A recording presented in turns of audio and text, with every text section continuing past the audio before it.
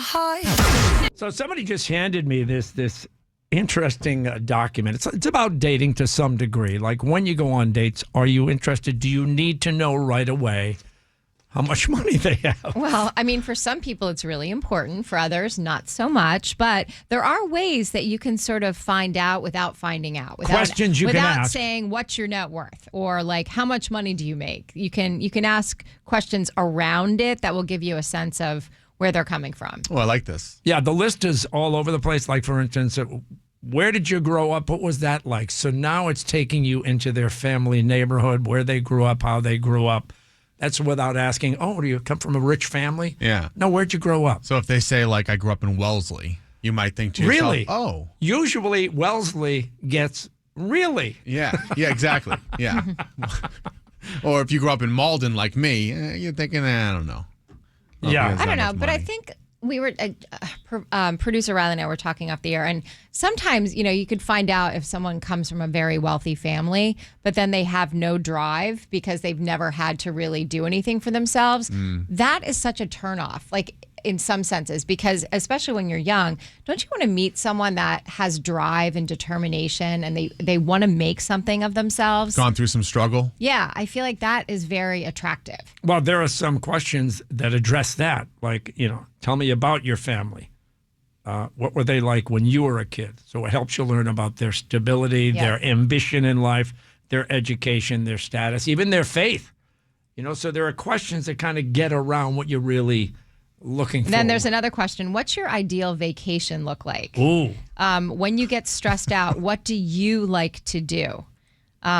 What's something that you'll happily spend money on and something you refuse to overpay for? Okay, so the vacation one, they say, oh, European vacation. Then you can think to yourself, okay, maybe some money. They're a world traveler. But if they say Lake Winnipesaukee, you're like, okay. Oh, yeah, like within driving distance. Yeah. Oh, my ideal vacation is Old Orchard Beach. Yeah. Okay. Well, there's nothing wrong with Lake Winnipesaukee or iVacation. No, there isn't. Nothing wrong with that. But it may not be your cup of tea. If you're trying to gauge on where they come from, maybe that's a yeah, because they may instantly say, well, we spend all summer, every summer at Hampton Beach. I like this question, though. What's something you'll happily spend on? And something that you will refuse to overpay for. I think this really tells you a lot about someone's what they find as quality, what their experiences are like, how much savings they have. Well, you know what's funny? We were talking off the air, and producer Ryley, who's a Gen Zer, if I'm not mistaken, right? She just blurts out,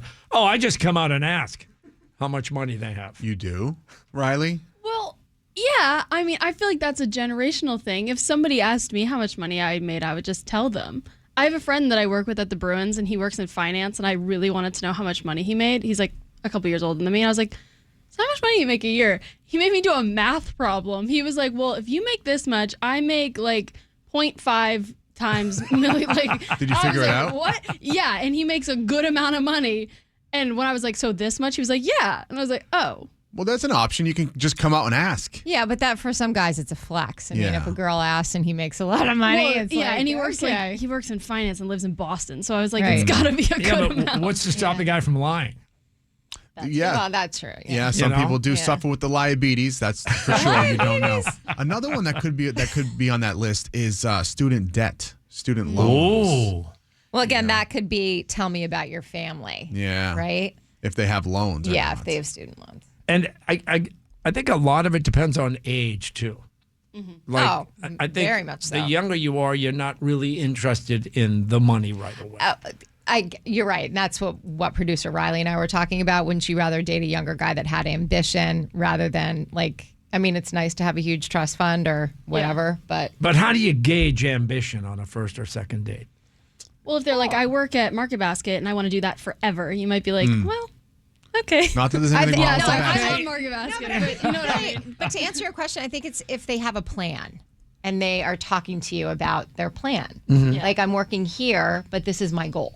Yeah, their plan might be to not work. Yeah. Exactly. And have Right. you, They're trying to get away without and have working. you work And instead. using this list and these questions as a way to gauge, what's going on. Absolutely. But then it also begs the question, right? Does money matter? Is it that important? if you have a connection with somebody, but the money's not there. Again, I think it's an age thing. I think at some point in your life, money has to matter. Yeah, as you get older, you start thinking about your future and stability. Yeah, love is great, but, so is money. Yeah, Lisa? Oh, I love money. Right, Yeah, money is great and it gives you stability, but it's not the only thing. It can't be. Can't buy happiness. No, but you or can't. can it? Can it? I don't know. I mean, you know those people. Billy, you know those couples. They have a lot of money. They seem so damn happy. Well, yes and no.